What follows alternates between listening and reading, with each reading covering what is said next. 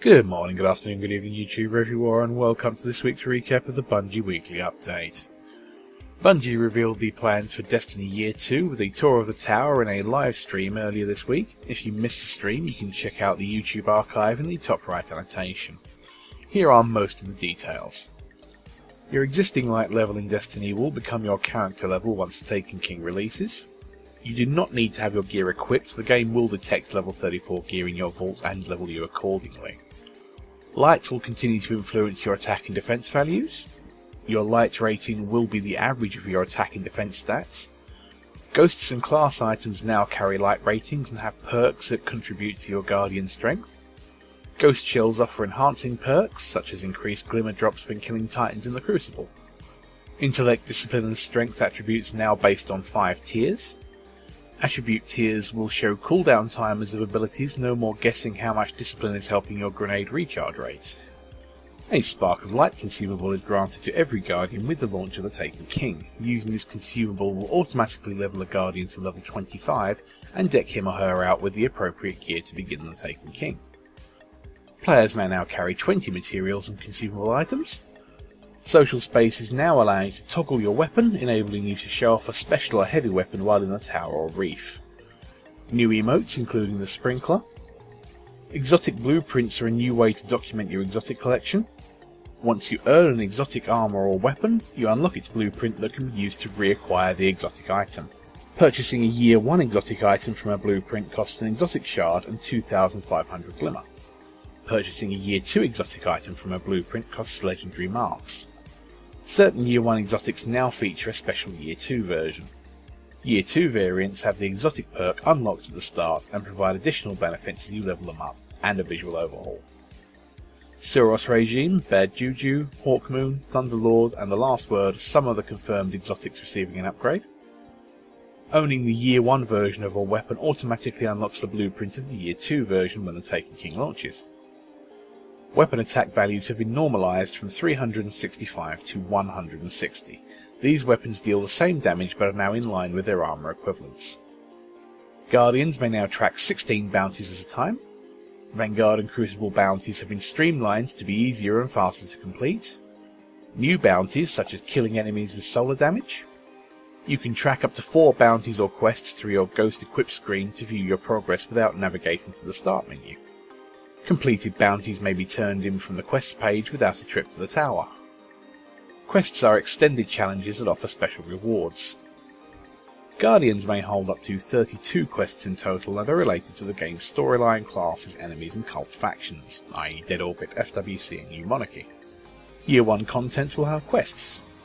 Weapon upgrades are a quest reward that grant a guaranteed improvement over your existing gear. Crucible questlines are confirmed and encourage players to sample the Crucible and experience more of its offerings. New Crucible weekly bounties. These bounties will require a significantly increased effort to complete. Completing all 5 weekly Crucible bounties awards you with a Nightfall tier reward. Year 2 legendary and exotic weapons and armour now have an Infuse node. The Infuse node is similar to ascending your weapon in Year 1. To perform an infusion, a Guardian must sacrifice a strong piece of gear to buff the item they intend to infuse.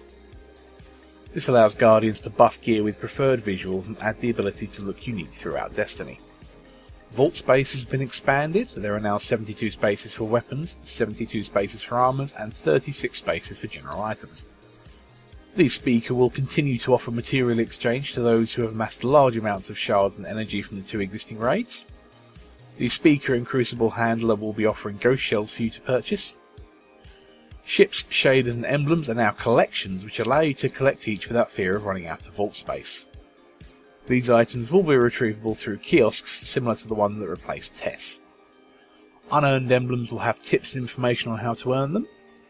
Vanguard and Crucible marks are merging into a unified legendary mark. You may at max carry 200 legendary marks. There is no limit to the amount of marks you may acquire in a given week. Legendary marks will be shared between characters similar to Glimmer. Existing Vanguard and Crucible marks will be converted to commendations which can then be exchanged for legendary marks upon dismantling. Year 2 legendary armor when dismantled will generate a few legendary marks. In order to level factions, you now pledge allegiance to them.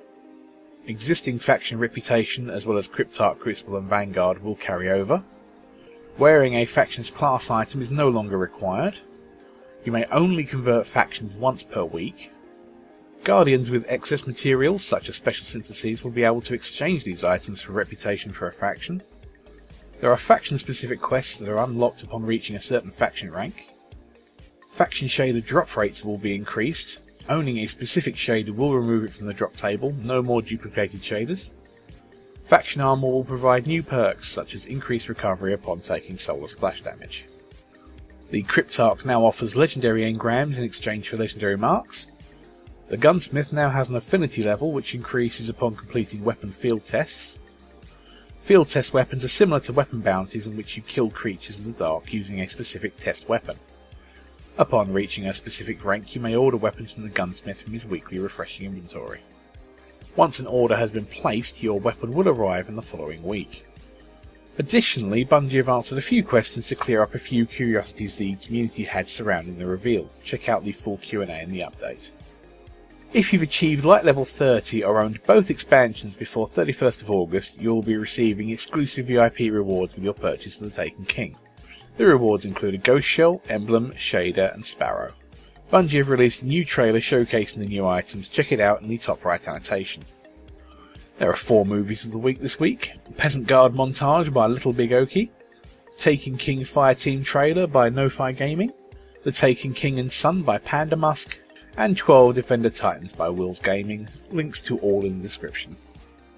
And that about wraps up this week's update. As a reminder, the next reveal is on Wednesday the 26th of August at 11 AM Pacific. Bungie will be revealing the new strike in the Dreadnought live on Twitch. Be sure not to miss it. Thank you for watching. Stay tuned for more Destiny news.